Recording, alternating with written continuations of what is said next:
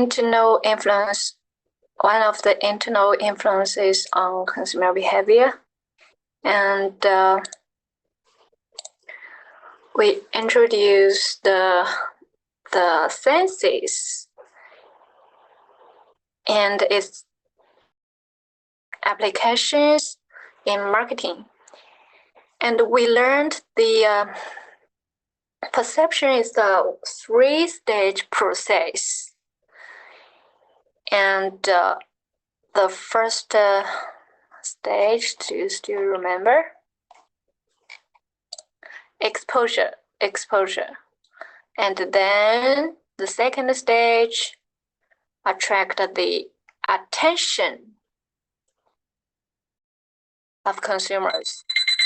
And the last stage is the interpret. 你有share PPT 吗？我们这里看不到哦。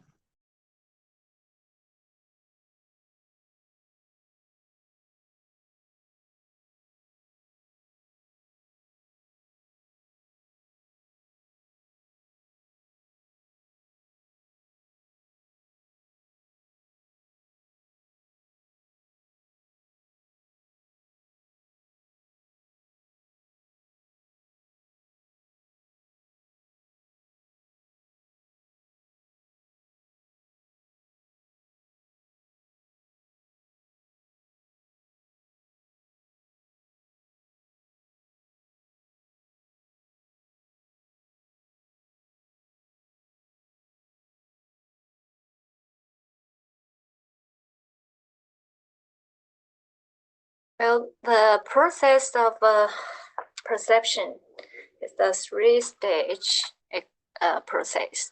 First one, exposure. And the second one, attention. And the last stage, interpretation.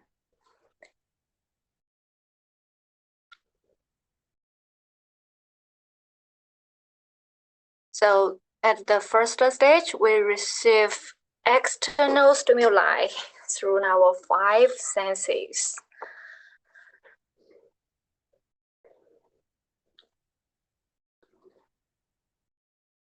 And we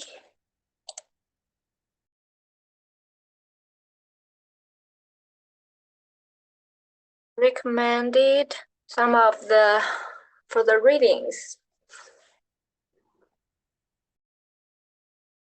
Now let's have a short review using the video by Solomon.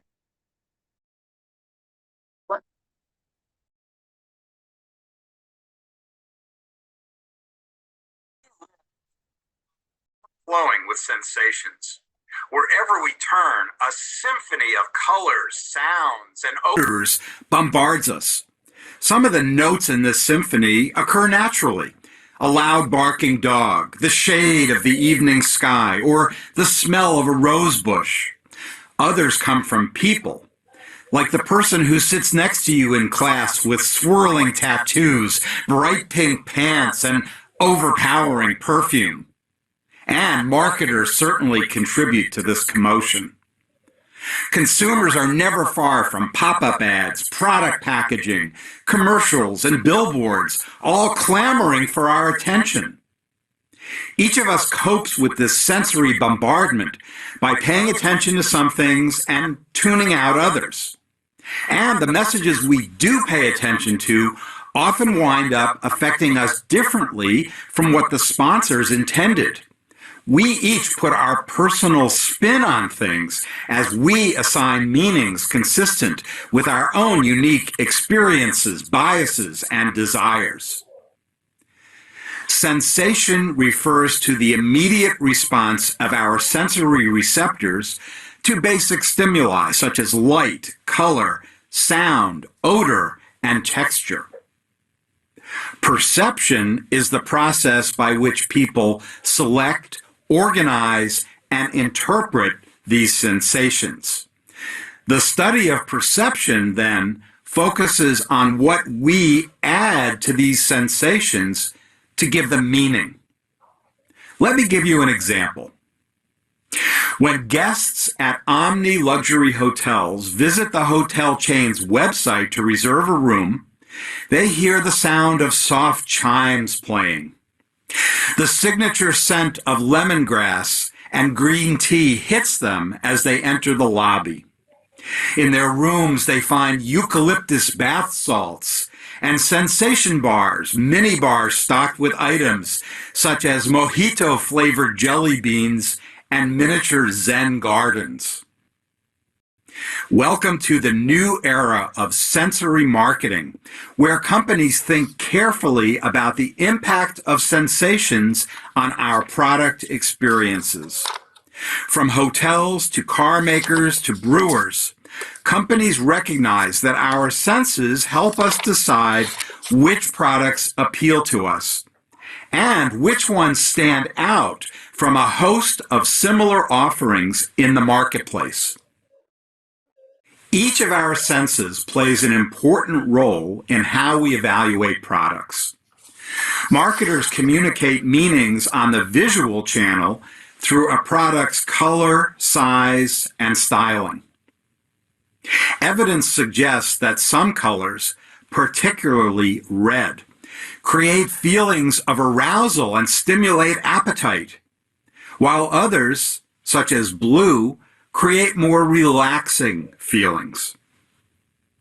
American Express launched its Blue Card after its research found that people described the color as providing a sense of limitlessness and peace. Odors stir emotions or create a calming feeling. They invoke memories or relieve stress.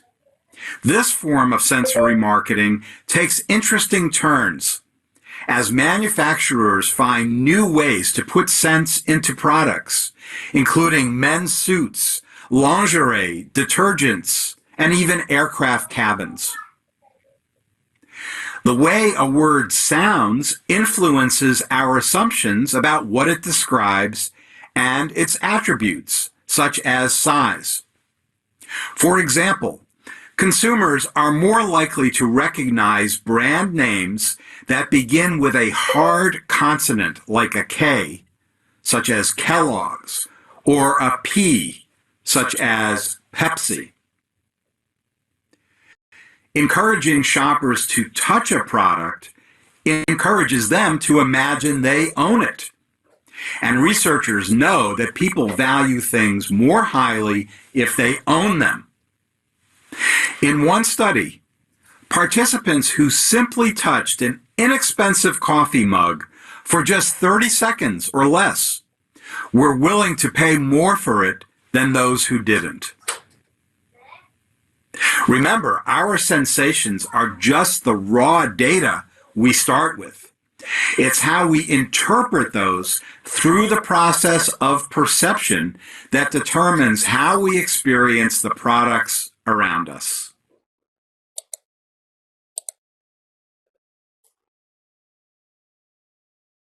We live in a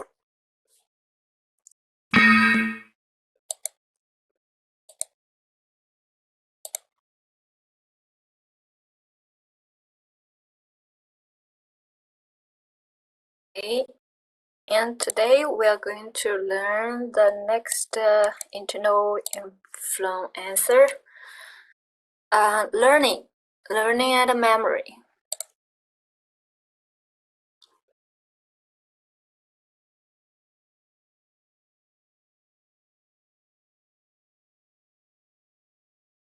As every day we see what others do, and then we may have some impressions, and we may learn from them and behave in same situations. As consumers, as marketers, it is important to understand how consumers learn about products and services. And learning memories will explain the process. Conditioning results in learning. And we will introduce two classic conditional learning methods. Learned associations with brands generalize to other products. As we can see, some brands will have their family brands, will have their extensions.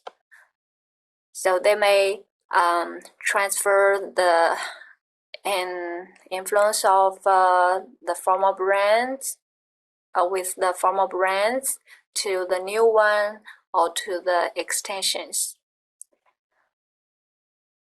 There is the difference between classical and instrumental conditioning. And both processes help consumers learn about products. We learn about products by observing others' behavior. Our brains process information about the brands to retain them in memory. The other products we associate with an individual product influence how we will remember it. So for marketers, we can learn we can develop some strategies based on the associations with this its own brands. Products help us to retrieve memories from our past. So for marketers, we can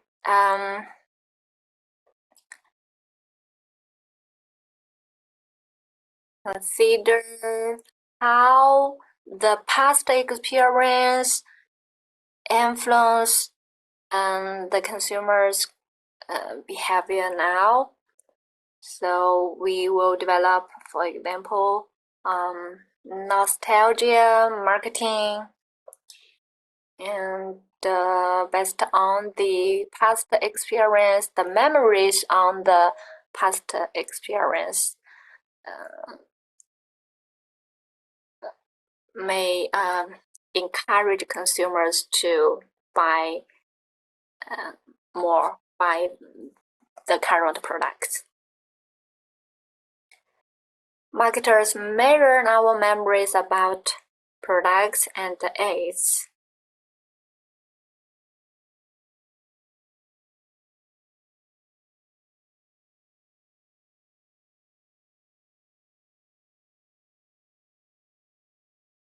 First of all, the learning process. What is learning? Actually, learning is the relatively permanent change in behavior caused by experience.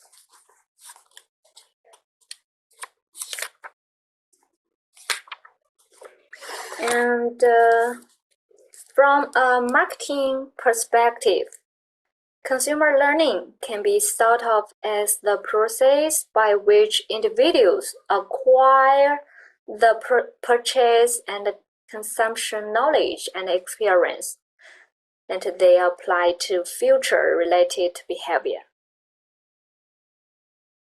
So we can say learning is a process.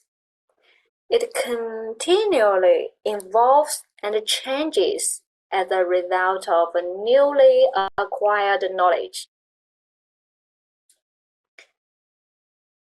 And this kind of knowledge may begin from reading, from discussions, from observation, from thinking, or from actual experience. And this kind of newly acquired knowledge and personal experience serve as feedback to the individual and provide the basis for future behavior in similar situations.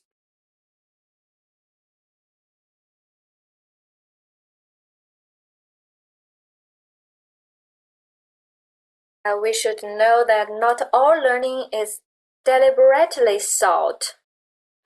Much learning is intentional. A great deal of learning is also incidental. For example, some aids may induce learning. For example of brand names.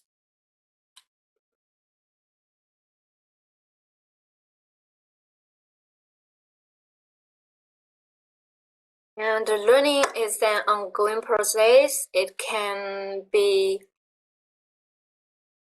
either simple association, for example, the logo recognition, or complex cognitive activity.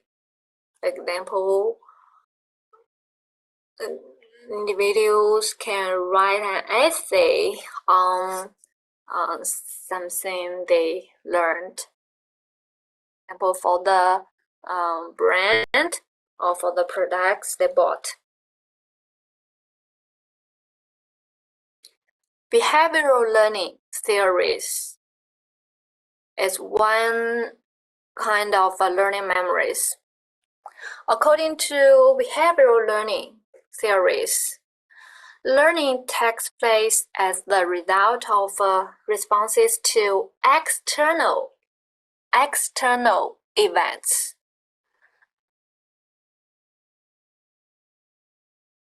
And there are two major approaches to learning: classical conditioning and instrumental conditioning, which we will introduce later. And people's experiences shaped by feedback they receive as they go through life.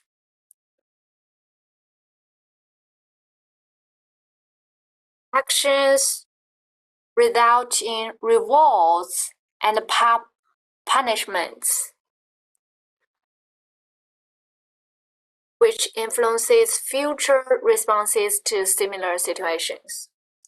So, as a math teacher, you can think about how to use rewards or punishments to encourage consumer to buy your product or your brand.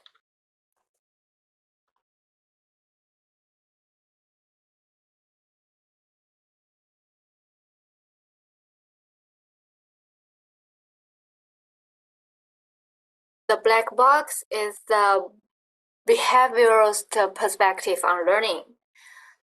For consumer, they receive stimulus, external stimulus, and then they will organize and interpret it and just thinking deeply in their minds, and then they will make some responses to this stimulus. But the process of consumers processing the information is uncertain, and so we call it black box.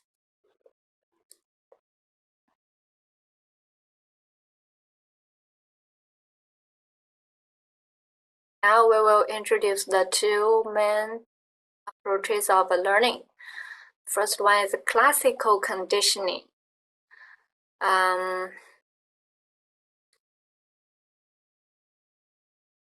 We can introduce by the famous experiment conducted by Ivan Pavlov, and the experience is called Ivan Pavlov's dogs. This is the food for the dogs, and this can be the unconditioned stimulus. And it's naturally capable of causing a response. Example, the dogs, once the dogs see or smell the food, the dogs will be mouth water. So this is a response when seeing this stimulus.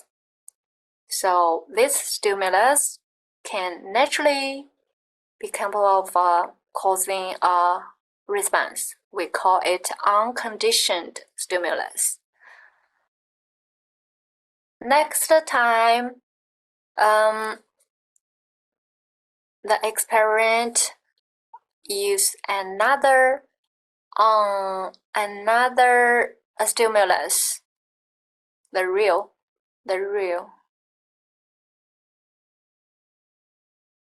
which doesn't initially cause a mouth-watering response for dogs. So we call it conditioned stimulus in this experiment. And how to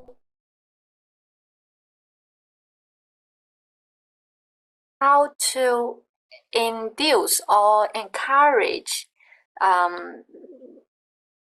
the dog's responses when we just use conditioned stimulus. The experiments just repeated paired exposures to UCS and CS, and then responses generated. So this process is called learned association and repetition.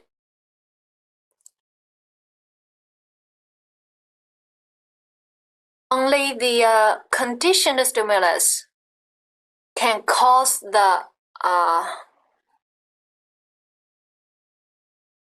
conditioned response just through repeated paired exposures to this unconditioned stimulus and conditioned stimulus. So after repetition, after the learned association with the UCS and CS, then the conditional response will be generated. So this process, this experiment illustrate the classical conditioning very well.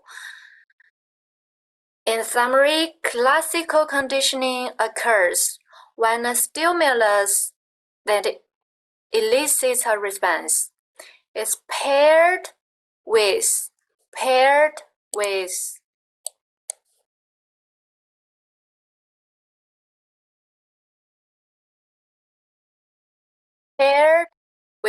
another stimulus that initially does not elicit a response. Over time, this second stimulus causes a similar response because we associate it with the first stimulus. So this process is called classical conditioning learning. So the key points, can you grasp the key points?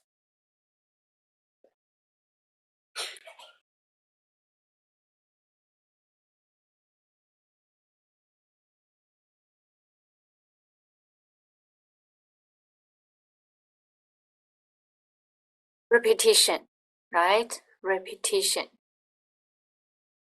Set up the associations between the two stimulus.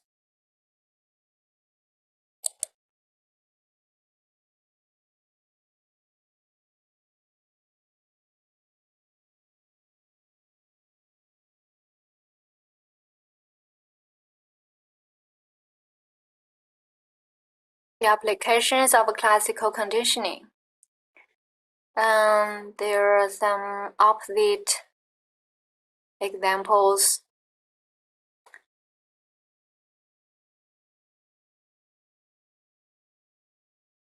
Now you can see the two logos. The first one is Lacoste. Lacoste crocodile, which was an exclusive logo symbolizing coral elegance in the 1980s. But it was repeated on baby clothes and other items. Then it lost its cachet and began to be replaced by its competitor, Ralph Lauren polo player.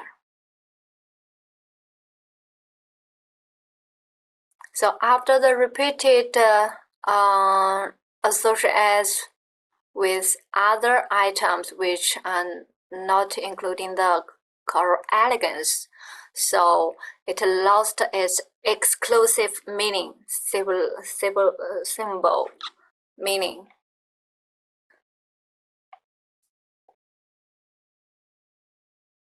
But we can take use of this classical conditioning, which we call it stimulus generalization and stimulus discrimination. A stimulus generalization, for example, masked branding. We can deliberately hiding a product's true origin, just set associations with conditioned stimulus to the unconditional stimulus, and then it will evoke similar conditional responses.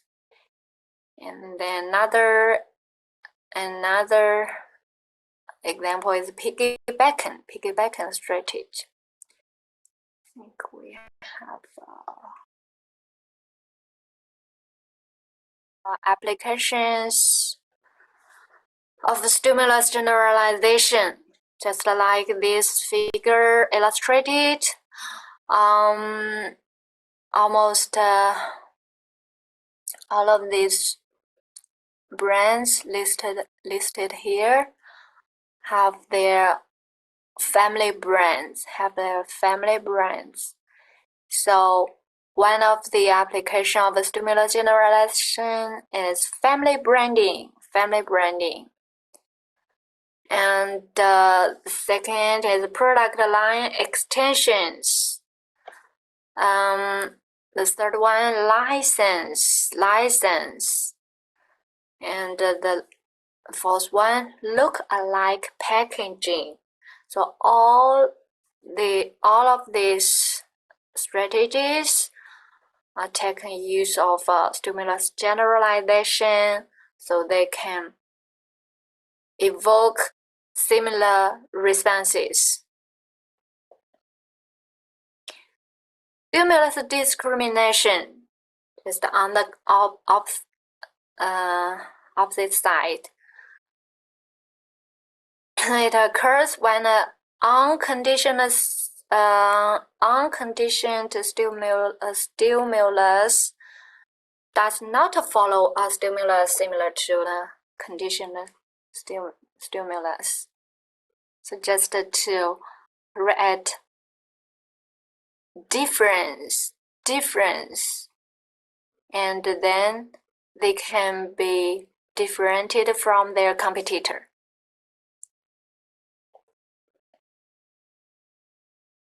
The applications of stimulus discrimination, for example, consumers learn to differentiate a brand from its competitors, and all the product have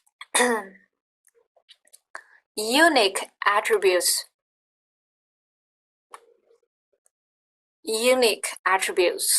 So consumers can remember its uniqueness and just buy this product, not others.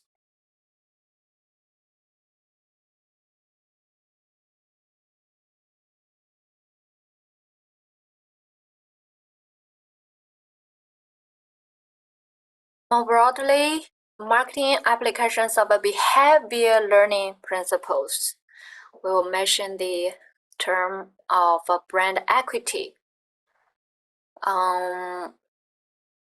which means a brand has strong positive associations in a consumer's memory and commands loyalty. So, products plus learning of memory will create or improve brand equity. And based on the behavioral learning theories, we can take use of repetition, conditioned product associations. Repetition results in higher recall and interest in learning more. But too much exposure can also result in ineffective advertising, just like the example of Lacoste crocodile. Conditioned product associations, we can pair a product with a positive stimulus to create a desirable association. For example, in China, we have one advertisement which selling chocolate, and the marketer paired the product chocolate with the context raining day, and paired with music. So they may consumers may remember this product very well just by associate this kind of product chocolate with a very happy context, and then will encourage the sales of this product. So just pair a product with a positive stimulus, and then it can create a desirable association, and it will help to increase the sales. Sequential presentation. So just like the experiment show, first of in the last stage, we can just show the bell, and then the dogs will come here and water mass watering. So they just hear, by hearing the bell ring, and they associate the bell ring with the food.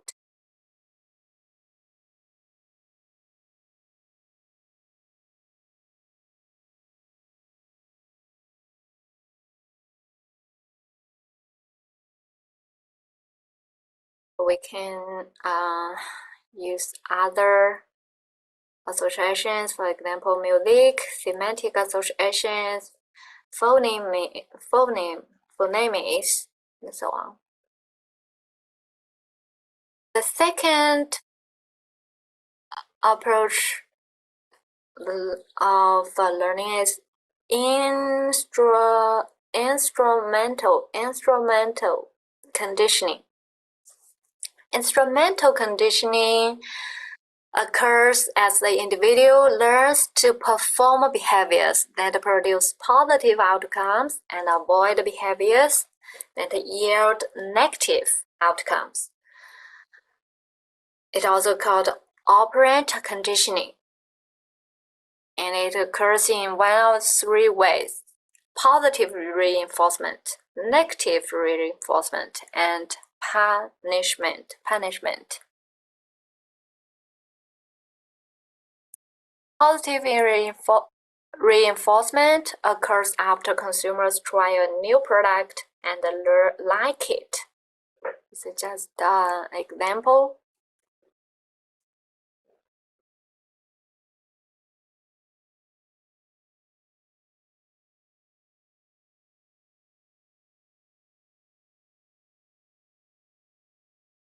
But when a positive outcome is no longer received, the learned stimulus response connection will not be maintained, which is called extinction. So for marketers, we can use reinforcement schedules.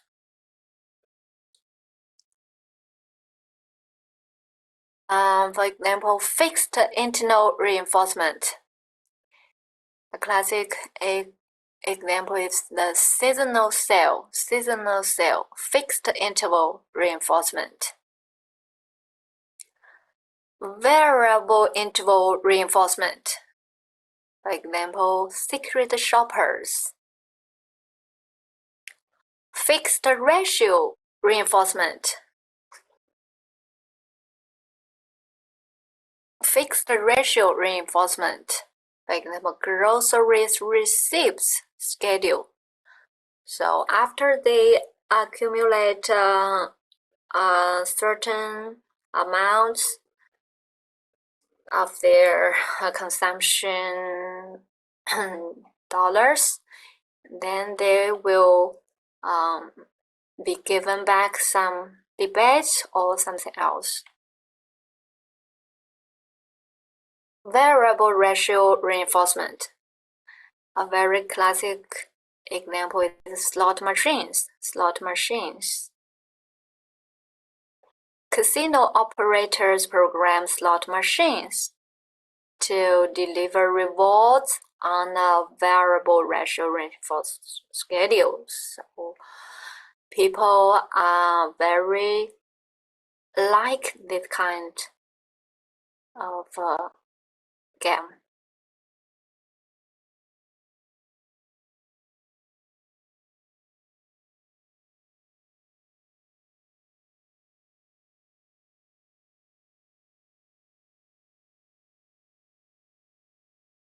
Applications of instrumental conditioning principles.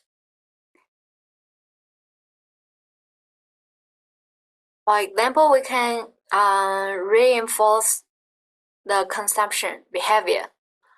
After consumers purchasing, the marketers can just send a message to say or call to say thank you, or provide rebates, follow-up phone calls to ask the experience using their product, or they're just ask about their evaluations. And frequency marketing is very popular. Reinforces regular purchases by giving them rewards with values that increase along with the amount purchased. For example, frequent flyer miles.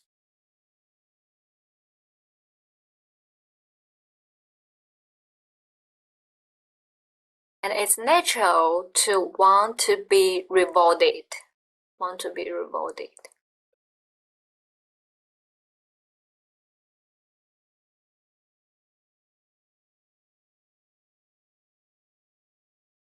So these are the behavioral learning memory theories.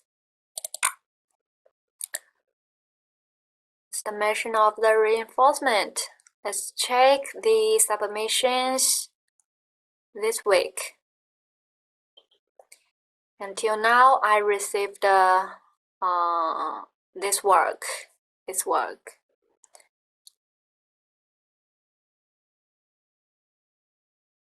From foreign classmates, 卓拉丽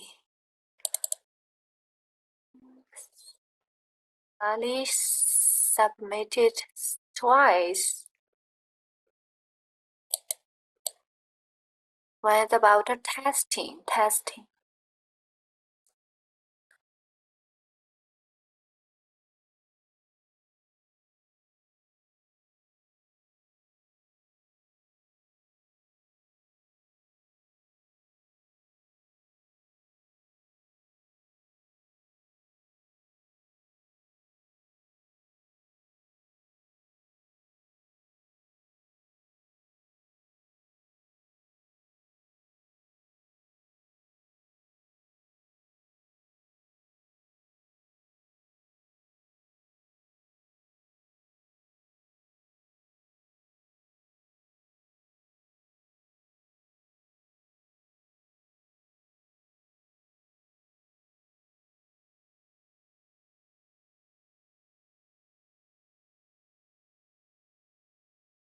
events are also a popular way for businesses to promote their products and increase sales. For example, wine tastings, beer festivals, food festivals. Good.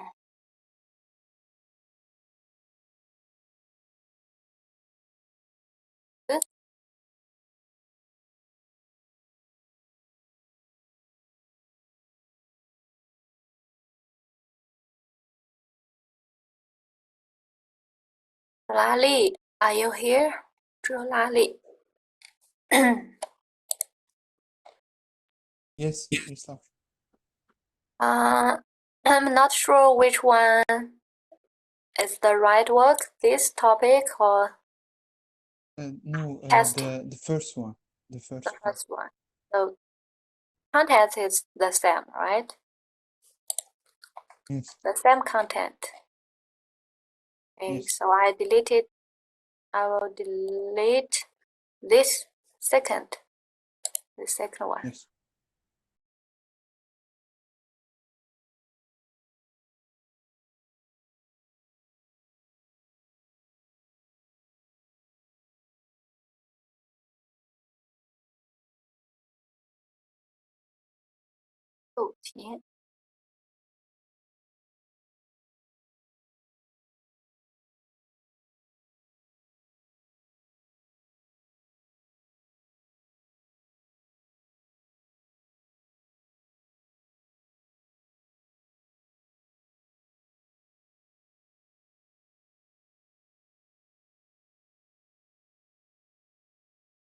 Foreign consumer behavior. Environmentally friendly products.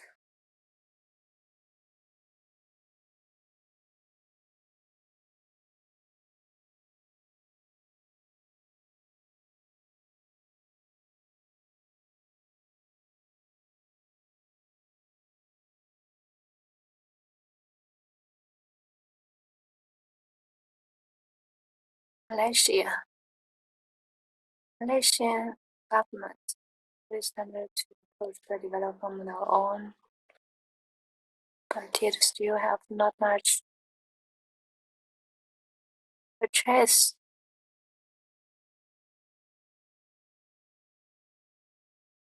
Increase the tax exemption in terms of on-road taxing.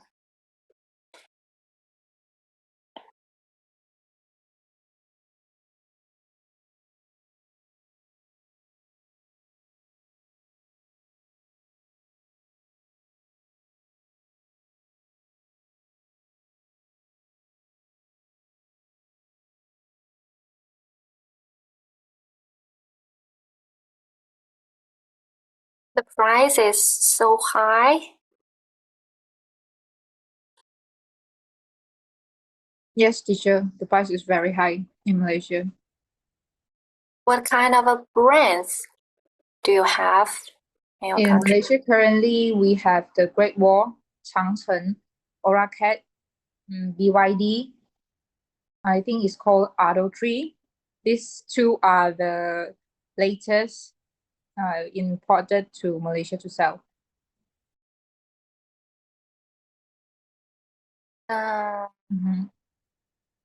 But I think these two cars in China sold more cheaper price in Malaysia, yeah, compared with Malaysia. But BYD is not cheap in China. It has a series of products from the higher end to medium end, I think now. Yeah. But for Changcheng, right? You mentioned Changcheng. Yes, right. Changcheng launched some of the brands like Ola, 白猫黑猫, Right. White Cat or Black Cat series. But the price is not very high. It's just popular maybe.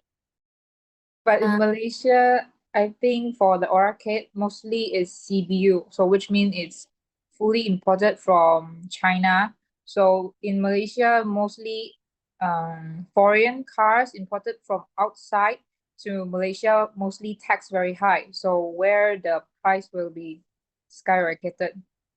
And plus, for currently Malaysia automakers still haven't establish or manufacture any automated car, electrical car, still more on internal combustion car. So this is why. Of course, they still have hybrid cars, but mostly Honda, Bentian, or Kia, or I think Toyota, yeah. These kind of brands in Malaysia. Is Tesla popular in your country? Yes. Tesla, popular? no. No? Tesla only for, I think, more on recon car, imported second-hand use from other country and resell to Malaysia.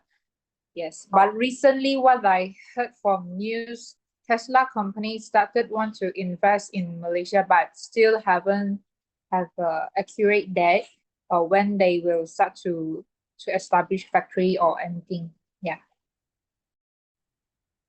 Thank you for the information you provide. Yes. So, and as you mentioned, the purchase behavior in Malaysia with respect to electric vehicles. So I recommend you and other students, when you write the weekly responses, you can go to the journal articles to find the academic articles related to your topic, and you can you can cite some references in your weekly response. So this will enrich your thinking or deep your thinking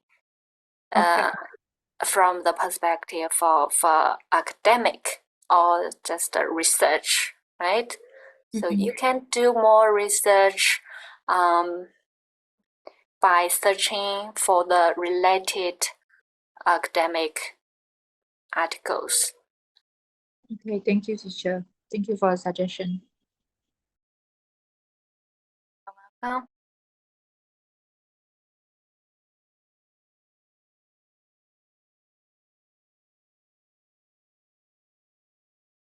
This one. This one is last week, the one I have misattached the article. Yeah. This is not the correct one. Yes. I think this is not the correct one. The third one is the correct one for last week. This one is the second one. Week 3. This one is week 3. No. This one? No. March 8 This one. is for the week 3, yeah.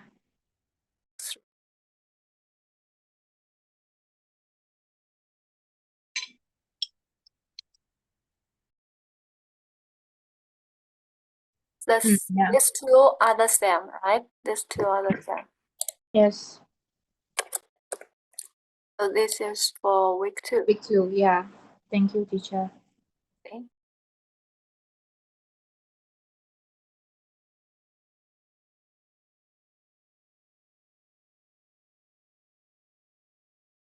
I received 2 words from Baiya. Pyramid of consumer. Pyramid.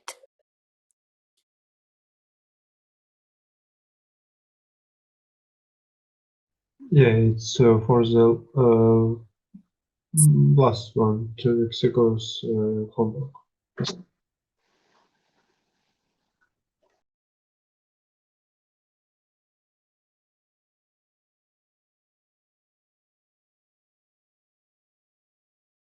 Types.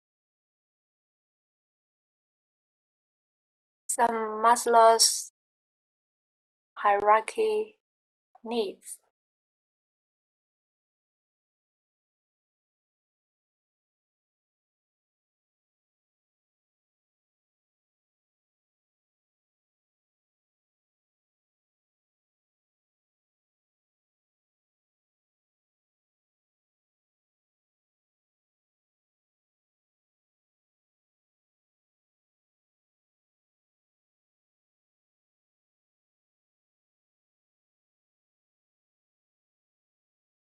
Actually, we do not call pyramid of consumer behavior. I think it's more broad because consumer behavior is much more broad. And it is actually not a pyramid. As you addressed the example, Maslow's pyramid of needs. So this just like a pyramid showing the hierarchy of needs from the very basic physiological to self-actualization, from the lower to up.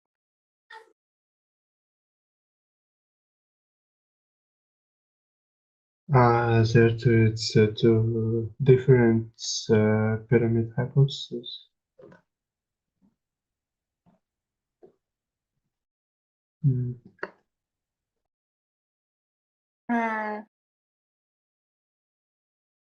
You sent twice or? No, just second one? is another one about color senses. These two are the same, so I just delete one. No, I sent 2 messages, one about color senses and second. Another one is sensory marking, right? So this one, Yeah. these two are the same. Yeah, they're 2 same. One you can do it. And this one is for week 3. Sensory marketing is for week 2, right?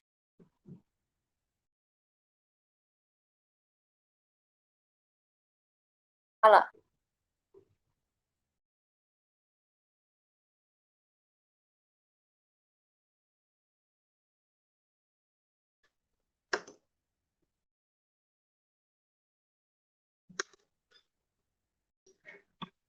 Web design. Yeah, before I worked at web design, and when I started, my teacher told me don't use so much color, and you have to use only 2 or 3 if you want to make some logo or discounts. And for example, it's how I told Apple, Facebook, and others. their logo use only two colors, Apple white and gray, Facebook blue and white, McDonald's red and yellow, and it's very good to be popular. Yes, exactly.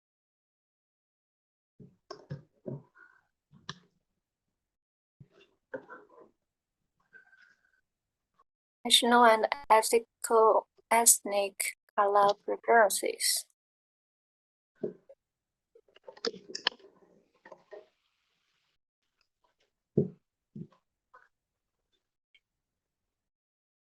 Good.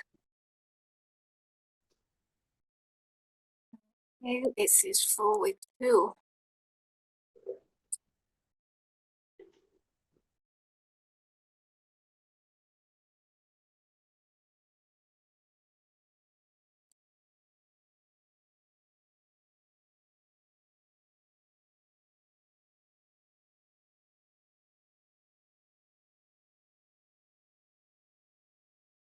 那这经济学原理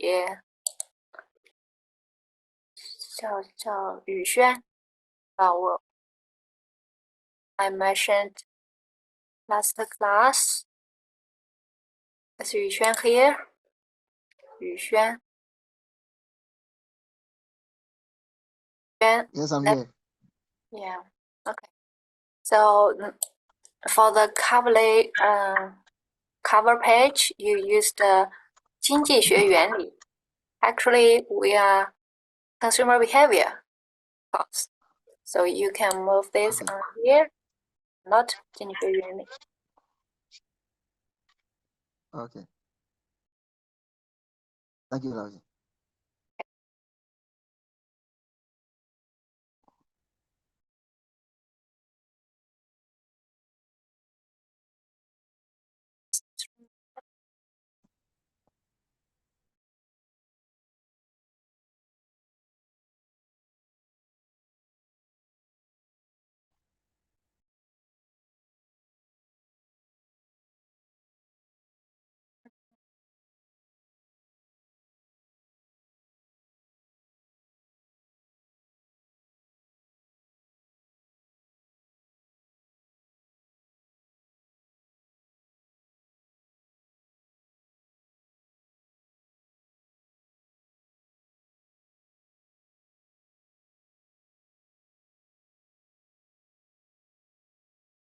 Not only music.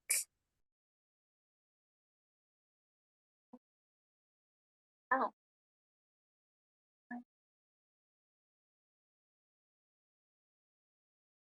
The skin.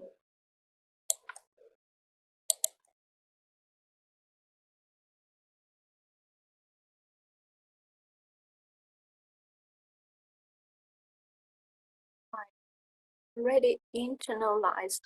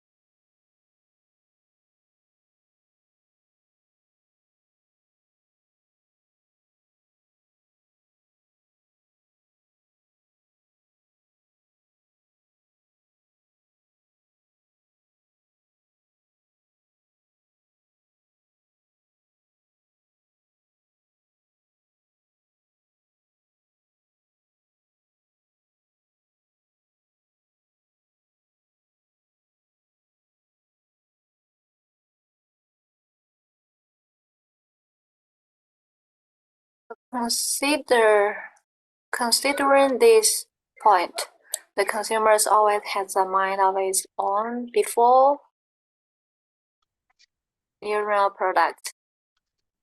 How could marketers break through this phenomenon and attract consumers' attention?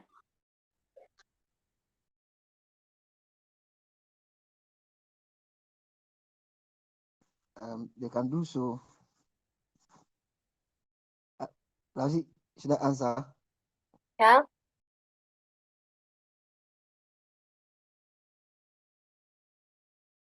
You just Since they have mentioned. already made up mind,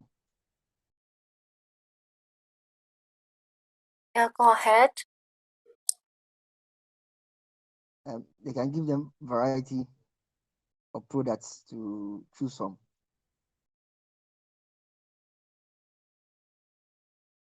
Provide other products.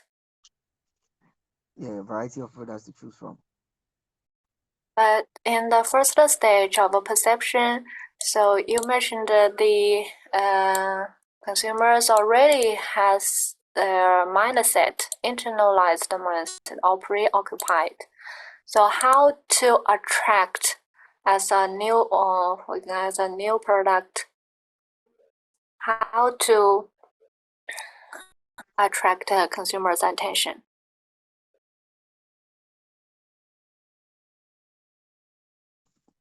Even if So you they need to have give them, pre-explanation. yes. So I explained in there that you need to give them a more compelling reason why they should be able to choose. Maybe a marketer may use issues like pricing to attract the attention so that they get to know of other products.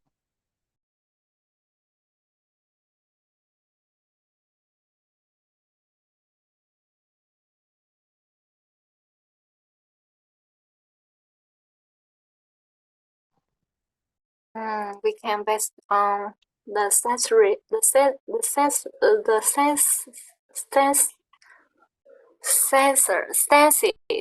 yeah, senses, other senses.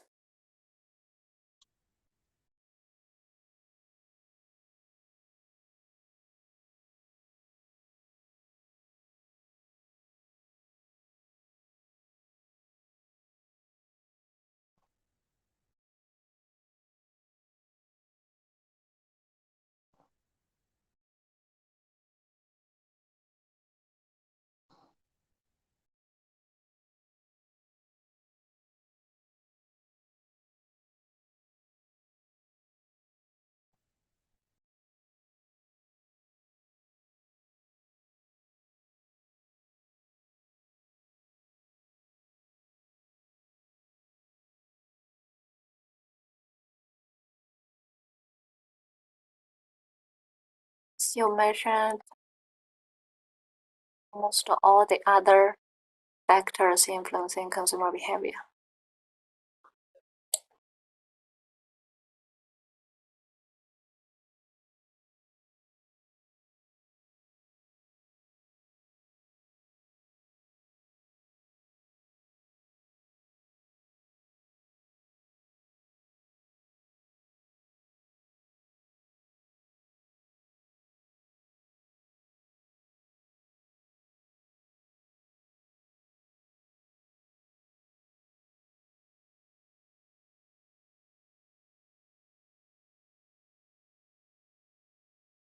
This is your thinking, right?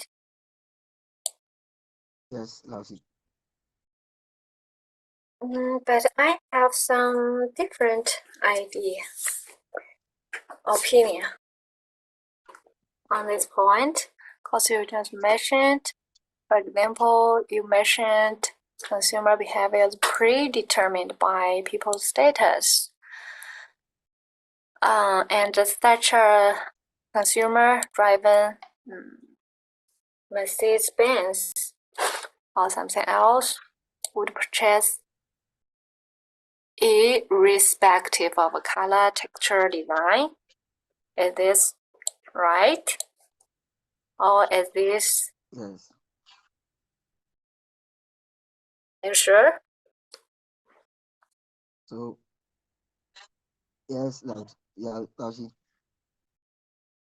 Do you notice Your question that again, please. you just mentioned the consumers who decided to drive which kind of brands of cars, right? You mentioned Yes. several brand cars, several car brands. And you mentioned such a consumer would purchase this product irrespective of this, right? Yes. Irrespective of color, Yes, texture, design, but it's not very Yes. certain. Not very certain. Not sure, cause each kind of this brand has their own classifications based on colors, based on their designs. So they have different kind of types.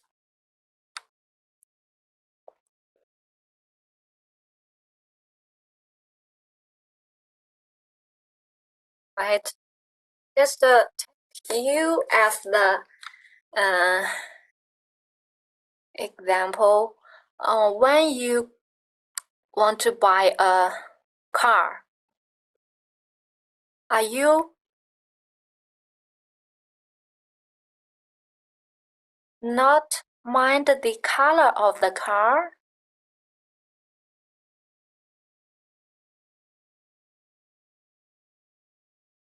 Sometimes you might like a particular color, but because it is a particular brand that gives you some form of prestige, you don't mind, you go in for the color irrespective. You look at more of the prestige that the car commands than the color itself.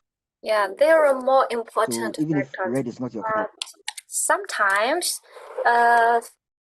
but colors can be one of the factors that influencing your car purchase behavior. And you can make a survey for other students. Do they mind the color of the cars when they make the car purchase decision?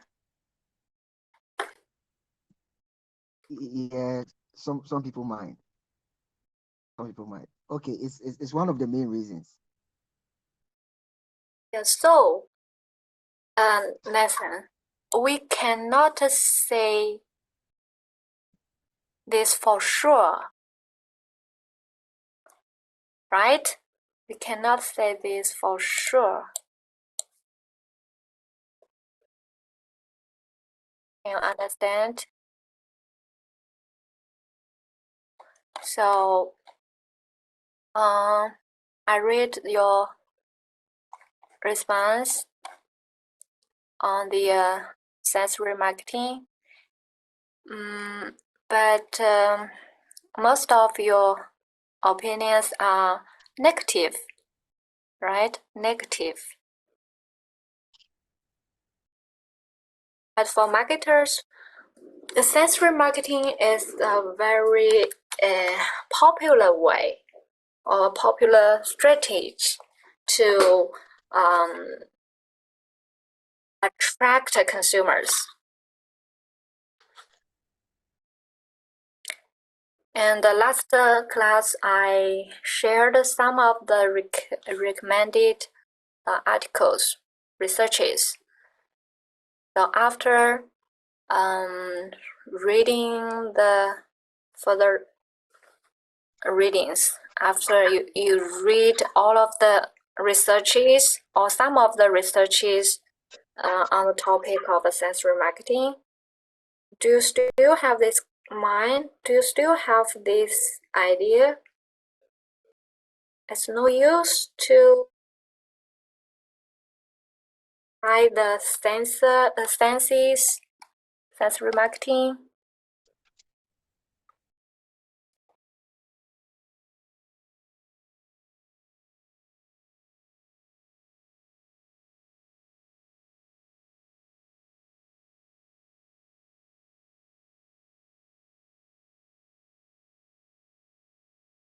You can explore more after class for the idea of sensory marketing and try to find the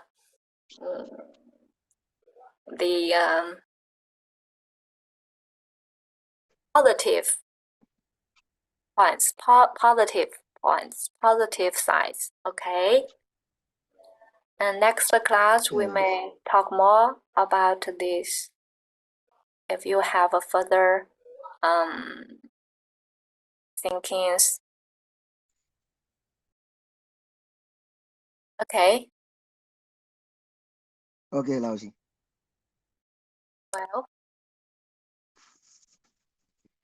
Thank you. you're welcome. Let's go on from Li Shuai, perception.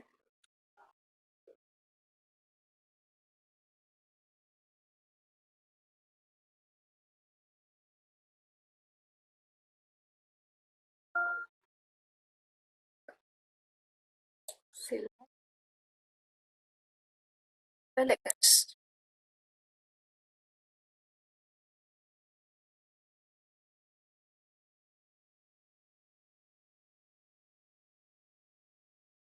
Buying a certain brand of a car, it's more likely to notice ads about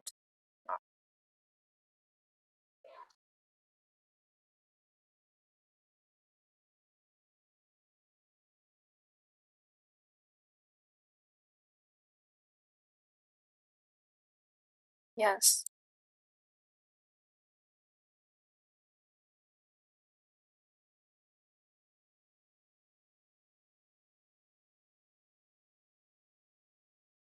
Li Shui mentioned the classic study. Princeton and Dartmouth universities watch a few of a football game between the two schools. Princeton noticed more penalties committed by Dartmouth. The Dartmouth student noticed more penalties by Princeton. Each group judged the football game depending on their team allegiance and ignored evidence and contradicted what they wanted to see. Selective perception factors in previous experience, attitudes, conditioning, gender, age, race, and emotional state.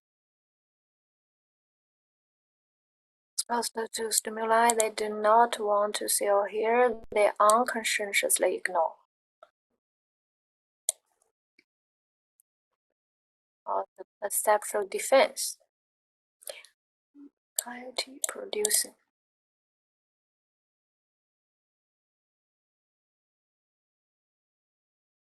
Hence fear.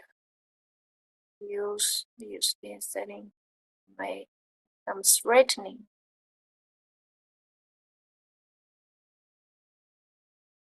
Message.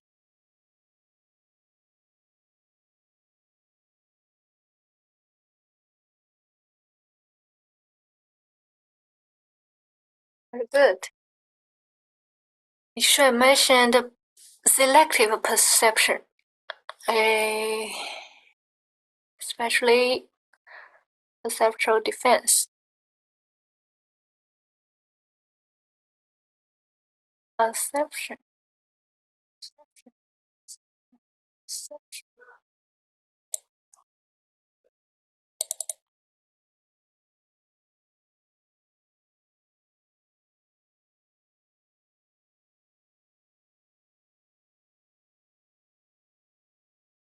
Olfactory marketing. The olfactory marketing. Huge. Olfactory. Scent.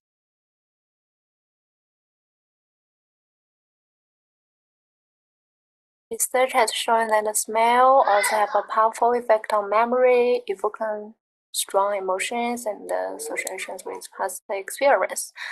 So just like this kind of information, we can add a citation.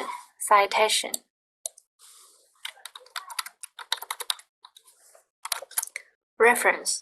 Citation for references.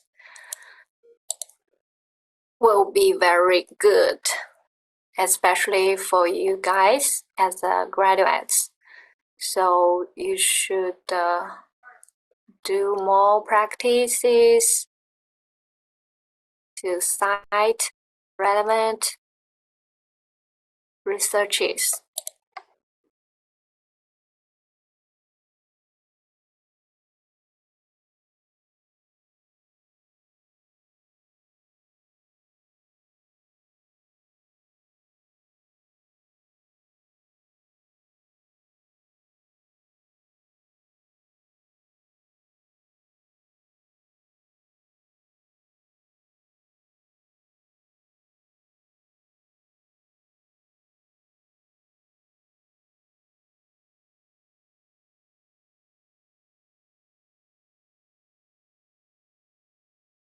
Candles, air fresheners, building brand awareness and customer loyalty.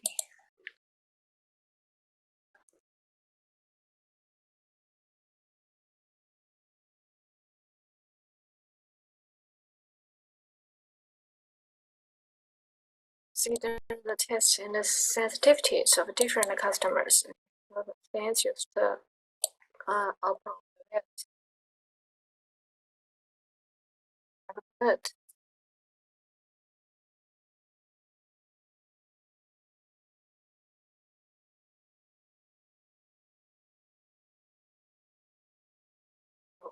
When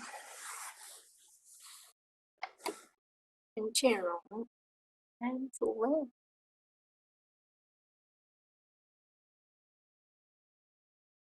with experience. So 10 creative strategies commonly used in business. Notification, personalization, social proof, limited time offers, loyalty, environmental responsibility, influencer marketing, emotional appeal, experimental marketing, modeling.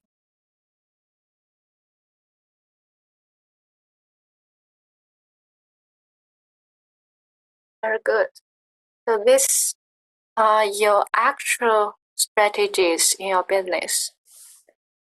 Used in your business, right? 陈建荣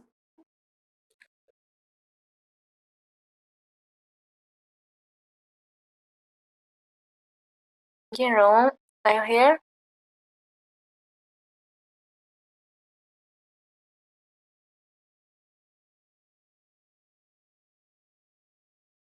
Here.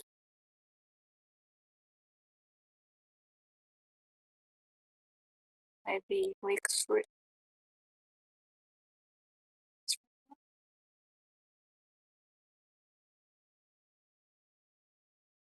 Lali, the first one, corporate social responsibility. Corporate social responsibility. Lali, are you here? Yes. So which one? The first week we just asked you guys to introduce yourself. This may be the second or Yes, second week. second week. Yeah. Lali, so you are ready. Yes, you Oh, already saw my that is- my response. This one is week 3, right? Yes. This one is week 3.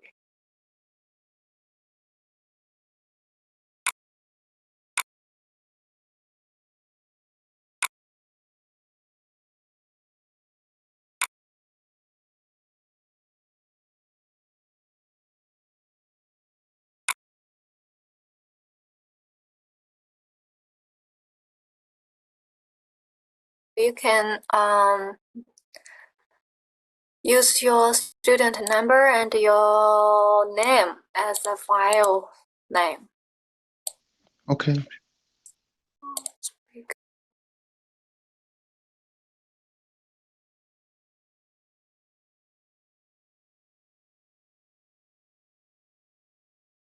Sensation and perception. Sensory marketing. Vision, color, eyes. Process.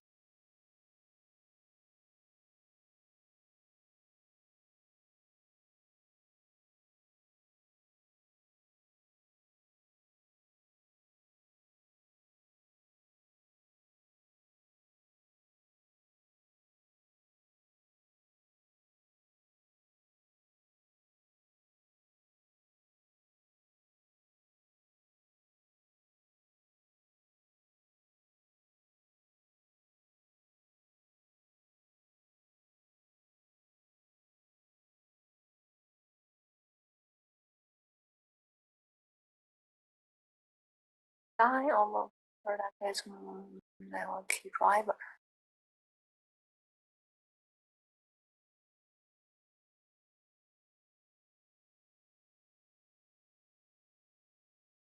Mirror elements. Key players combine.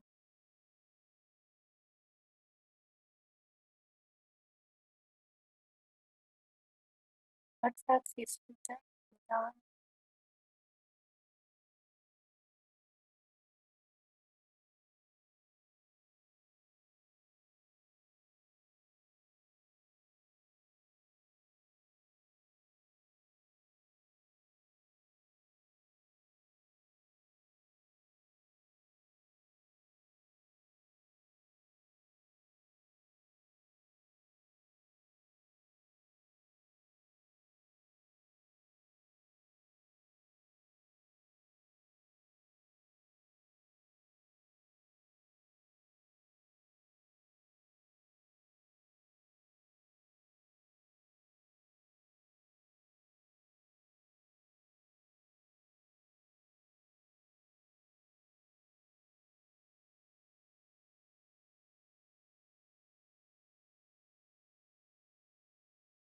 So for the design of a product, for Liu Xingchen, I recommend you to go further to find the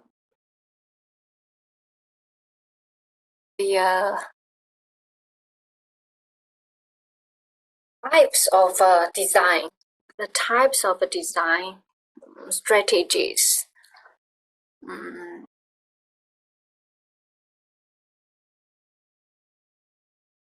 Different types of, for example, package design style, or something else can have influence on consumer behavior. So you can go further to look for more factors related to design, involved in design. Okay, teacher. It's very interesting. You can search for more academic articles to read, and then you can have a further idea. So it's fine if we do like more than 2 pages, right? And then, I said it's fine, like if we do more than 2 pages. yeah, Okay. it's welcome. All right. So if you have more to say, it's good. It's encouraged. Okay then. Thank you, teacher. Welcome. Last affirmations from Na Ze.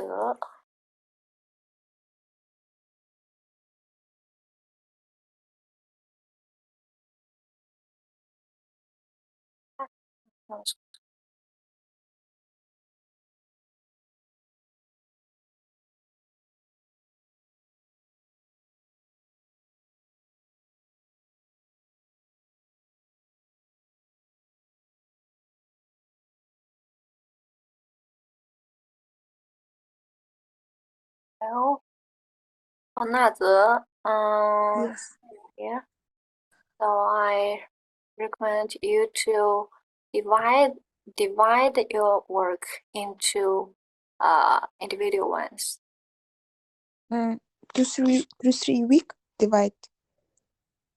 Divide this whole work, weekly response 1, 2, 3. So you put them together. And you included chapter 1, chapter 2, chapter 3, 3 work, right? So you can divide them into 2 or 3. Okay. 2 or 3. And Okay, resubmit it later. Okay. Or next time. Okay, I will send you again. Okay.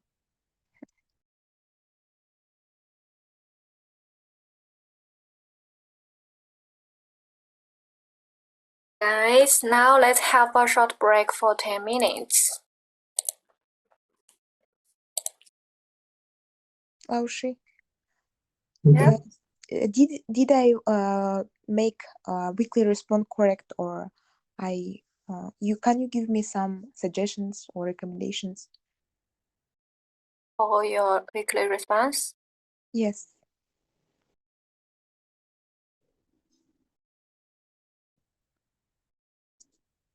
For each time, you can focus on one point you are most interested in, and then you can write deep thinking on it. You can find more related researches after your readings, not just researches or other materials.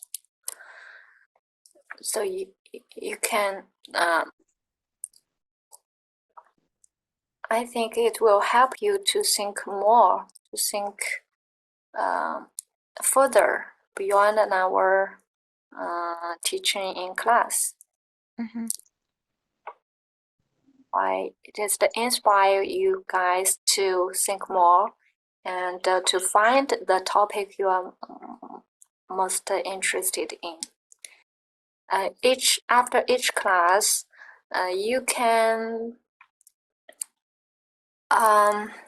find you can select one point in today's class and just focus on one point. For example, you mentioned emotions, so you just focus on emotions and talk more about the emotions of consumers or the influence of emotions on consumer, you say, motivation or consumer behavior, right? Or if you just focus on personality, and you can find not only personality of a consumer themselves, but also, for example, brand personality, how to match the individual personality to brand personality. So you can find, if you focus on one point, you can find more interesting and more deep research. Maybe you can initiate a more research idea. Okay, I understand. Thank you. You're welcome. That okay? So now let's have a break.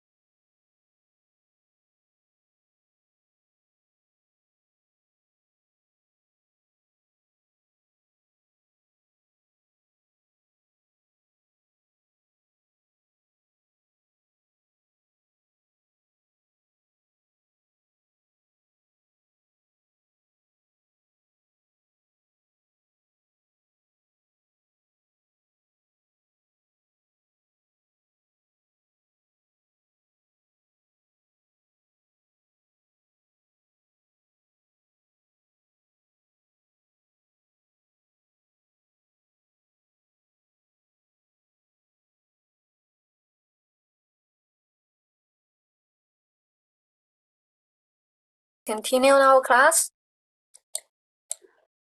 Now we introduced the behavioral learning theories, especially the two main approaches of learning: classical conditioning and instrumental conditioning. And we introduced the corresponding applications: stimulus generalization, stimulus discrimination, and reinforcement and punishment.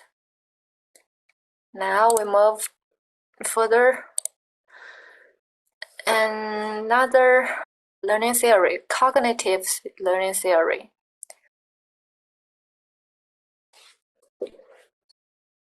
A stimulus that cues an individual toward a particular pattern and active as a reaction, called trigger feature.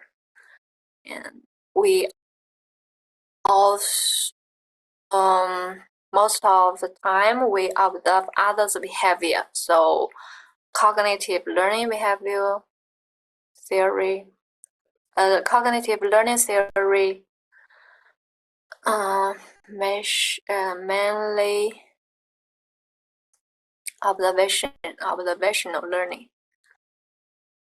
Observational learning occurs when people watch the actions of others and note reinforcements received for their behaviors.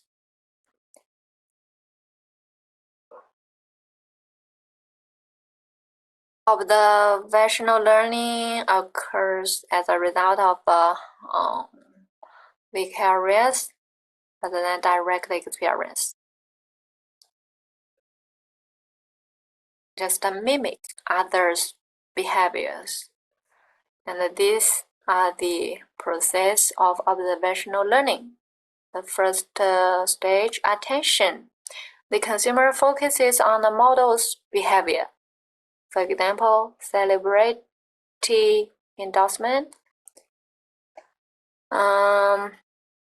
influencer, right? Influencer marketing. Attention and retention retains this behavior in memory, retained. And the production process has the ability to perform the behavior. Motivation. A situation arises wherein the behavior is useful to consumer, and then the consumer acquires and performs the behavior earlier demonstrated by a model.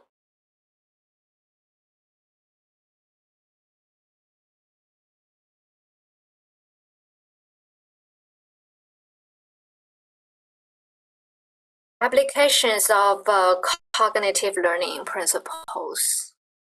Consumers learn vicariously by seeing others receive reinforcements for their behaviors. So marketers can reinforce or punish consumers indirectly by showing what happens to desirable models who do or do not use their products. So we usually see the advertisements and just using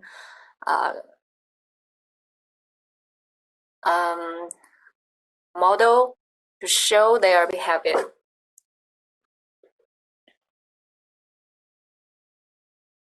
Consumers' evaluations of models are not limited to stimulus response connections. Can be based on several components, for example, physical attractiveness, expertise, similarity to the evaluator, and so on.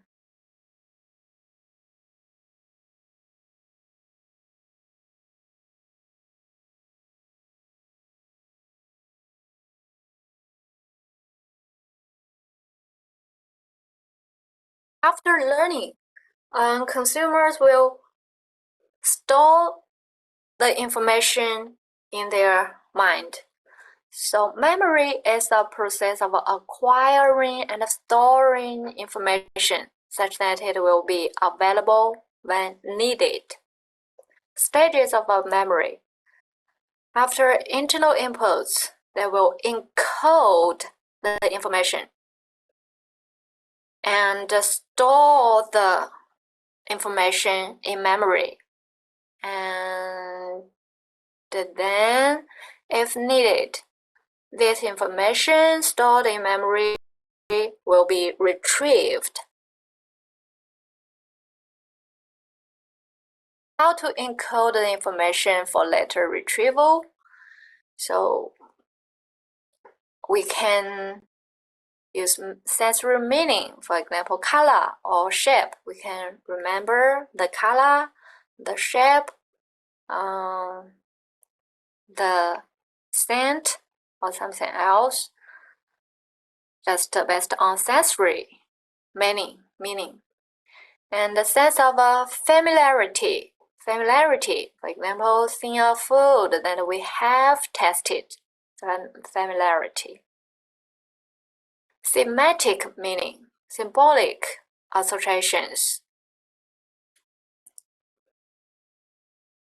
For example, rich people drink champagne. So there are different types of meaning will be encoded in memory system. And personal relevance. We have episodic memories, personally relevant.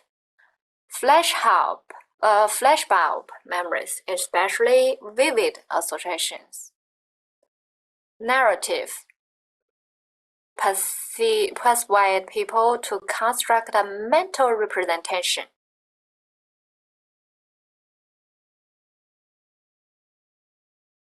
So all of these methods are just help a consumer to encode information in their memory system. And we have a sensory memory, we have a short-term memory, we have long-term memory. All of these memories can be used by marketers. The second stage is store information in memory.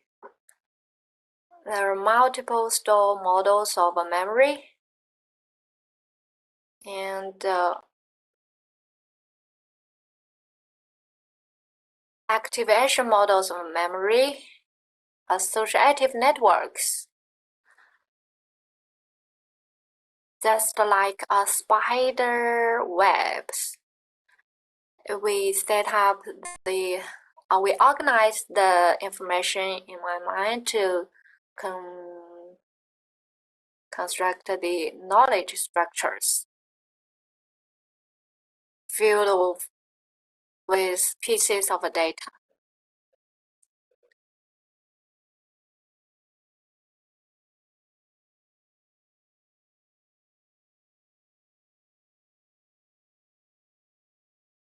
For the associative networks, we have kind of nodes, and then we set up the associations between nodes using links. So at last, form an associative network. So here, node means the concept related to a category. For example, perfumes, collagens, fluorescents, toilet water. And for each categories, we have different branches, so we can form our knowledge about the perfumes just using the associative network.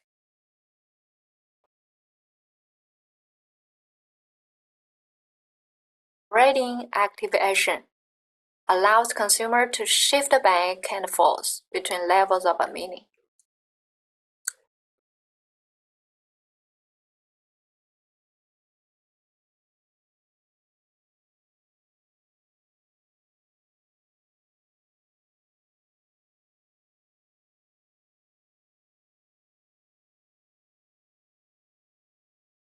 After store information in memory system, when needed, consumers will be encouraged to retrieve their memories. And there are factors influencing retrieval, including physiological factors, for example, age, gender, and so on. Situational factors. For example, pioneering brand, first brand to enter a market, and is generally easier to retrieve. This is based on the first sight expression.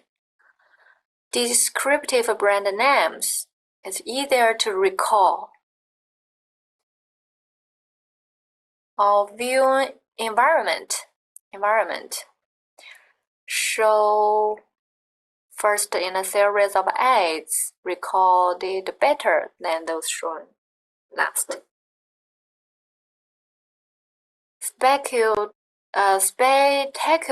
magazine ads using multi-page spreads, three-dimensional pop-ups, or themed ads, and ads with audio components. For example, Intel Insight is a very classic audio. It's audio messages.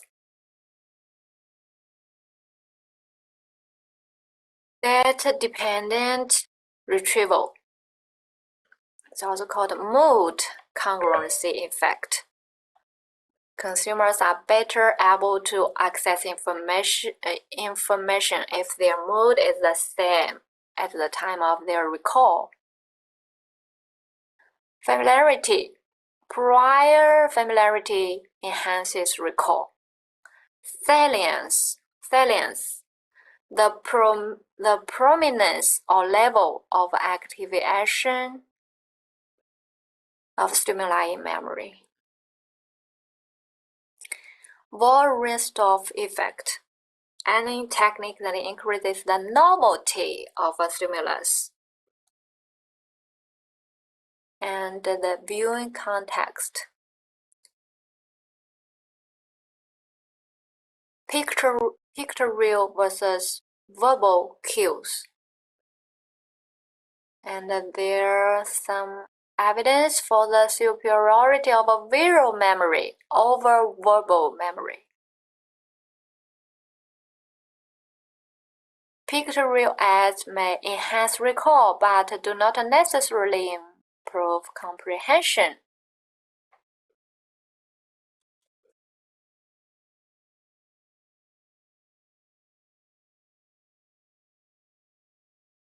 Usually, they combine use pictorial and the verbal cues.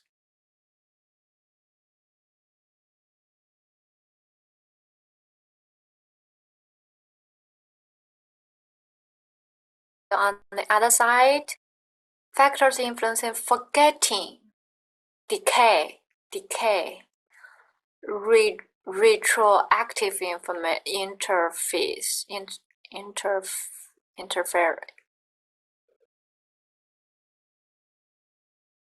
Forget the stimulus response associations when new responses to the same or similar stimuli are learned.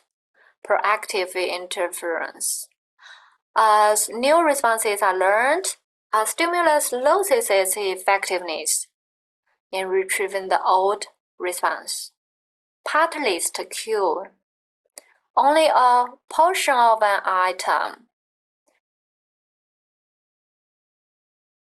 presented. The omitted items are not as easily recalled.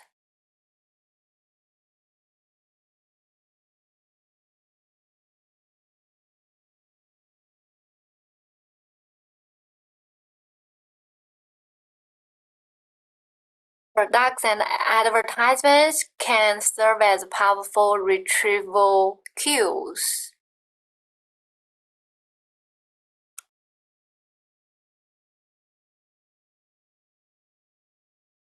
because they have autobiographical memories related to their own past. And possessions serve as a form of external memory, prompts the retrieval. And the classic application of using memory, we can call it a nostalgia marketing. Nostalgia marketing. Spontaneous recovery is the ability of a stimulus to evoke a response years after it is initially perceived. Remind consumers of their past, also help to determine what they like now. So there are many nostalgia advertisements using the past behavior, the past models, the past things.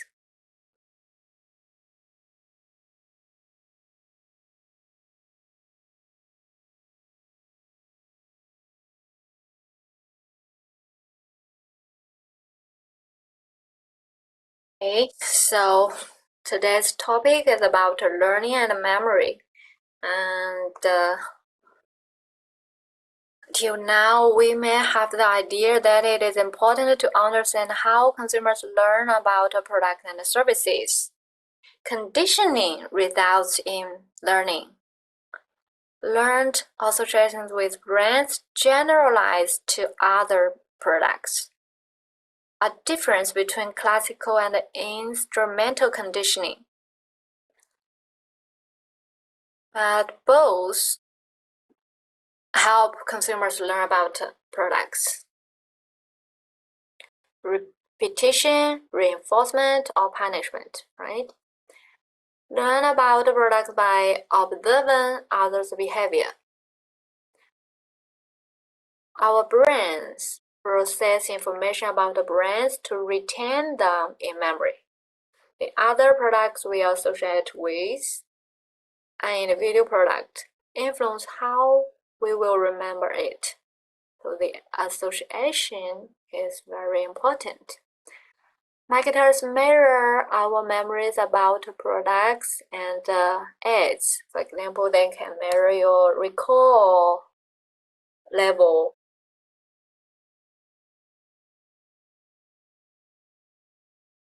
And sometimes products can use to help us to retrieve memories from our past. So this is about nostalgia marketing. Well, for the further readings, I just list here, and after class you can read them further, and then pick up one point related to today's content and to write the responses. I'll share this material in our Vicent group later. Now let's have a look at the further readings. Just select some of them. Advertising repetition.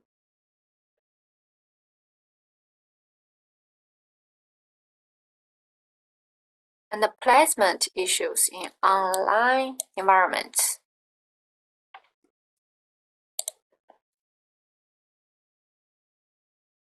This study investigates the ways of improving banner advertising effectiveness by suggesting alternative advertising repetition strategies in varying online environments. Specifically, investigate the effectiveness of repeating various exact actions versus repeating single executions of a banner ad on brand recall and intention to click in different competitive and content-relevant online environments. So, repeating varied executions versus repeating single executions of a banner brand. On brand recall and intention to click in different competent and content-related online environment. So these are the factors, and these are the variables: brand recall, intention to click the ads, the banner ads. The results show that banner advertising repetition leads to greater brand name memory and intention to click in. Repetition, right? In a non-competitive internet environment, an ad variation strategies leads to higher brand name recall and the intention to click, then a repetition. But in a competitive internet environment, a single ad repetition strategy leads to higher recall than the varied ad repetition. Brand name recall is higher when the ad is presented in a content-relevant context. A single ad repetition strategy generates marginally greater recall. In a content-relevant website, a varied ad repetition strategy generates marginally greater recall in a content non-relevant website.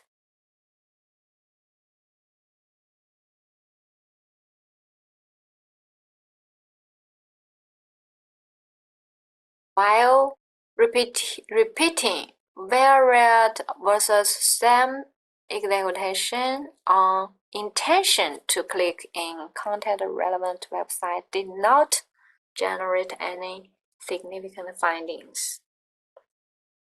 So this is a research illustrating the repetition on brand recall and intention to click in an online environment. Another, how childhood advertising exposure can create biased product evaluations persist into adulthood. See, how did they do?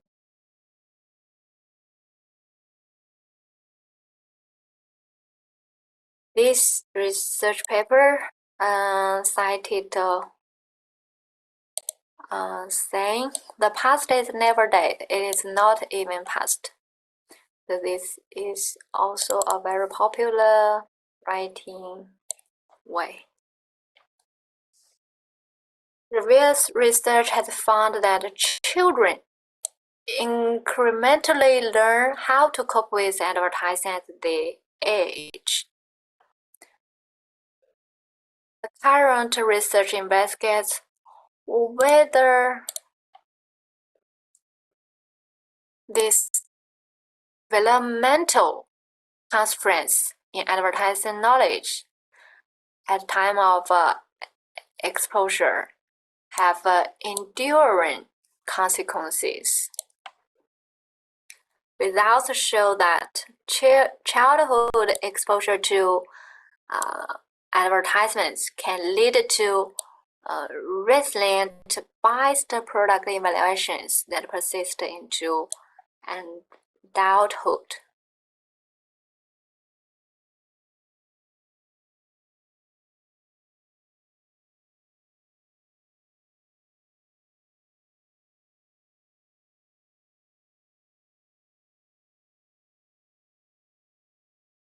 One.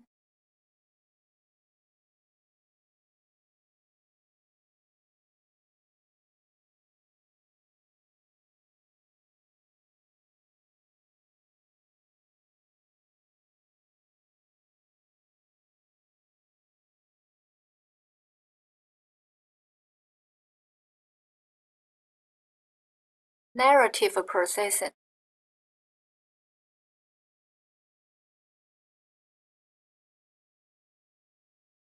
Building consumer generation connections to brands.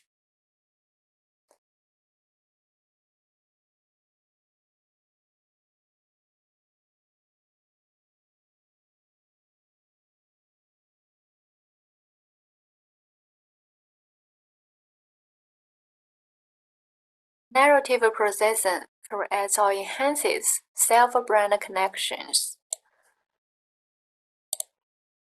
because people generally interpret the meaning of their experience by fitting them into a story. In response to an ad that tells a story, narrative processing may create a link between a brand and the self. When consumers attend to mapping incoming narrative information onto stories in memory.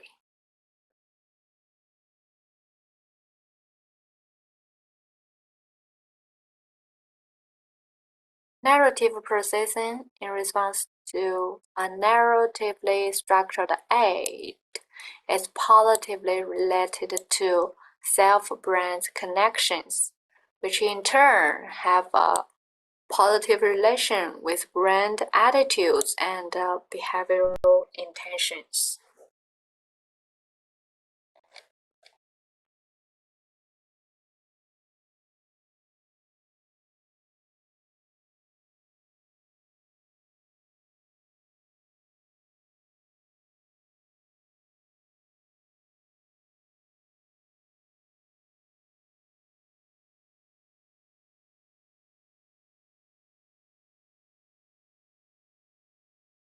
This research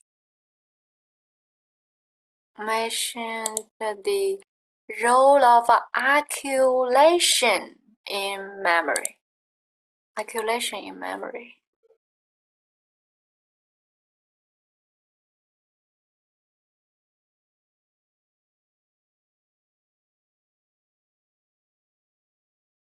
Corporate sponsorship of events contributes significantly to marketing aims, including brand awareness, as measured by recall and recognition of sponsor event appearance. Resultant advantages accrue disproportionately to brands having a natural or convert fit is the available sponsorship of personal properties.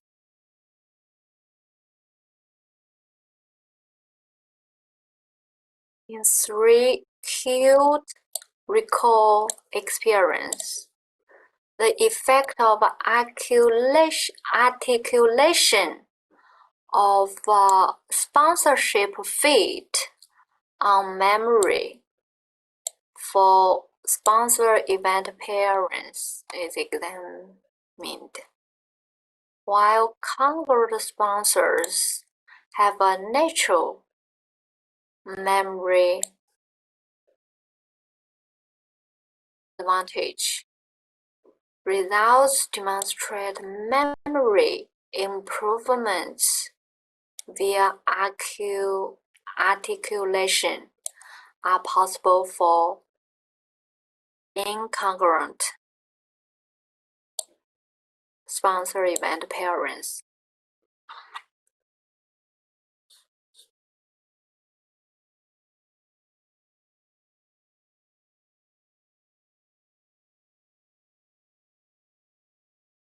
However, these are affected by the presence of competitor brands and the way in which memories are accepted. So let's see if there is any such models.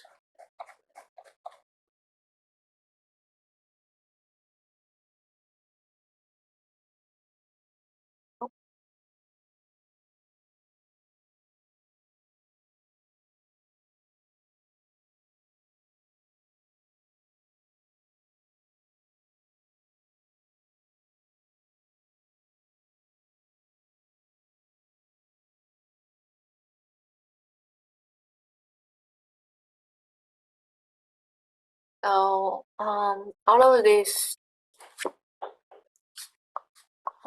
ways and and the video.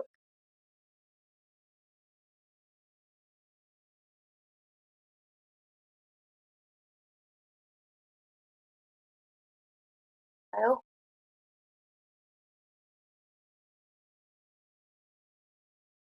This research investigates the effect of using incongruent information to improve the memorability of complex marketing communications. Incongruent information.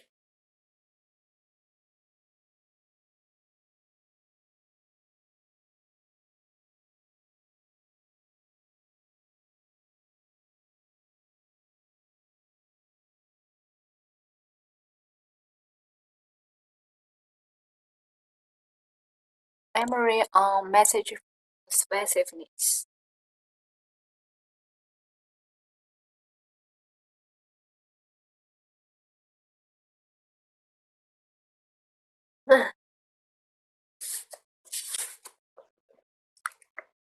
Okay, class. This is the main content today. And any questions? No, I think no questions.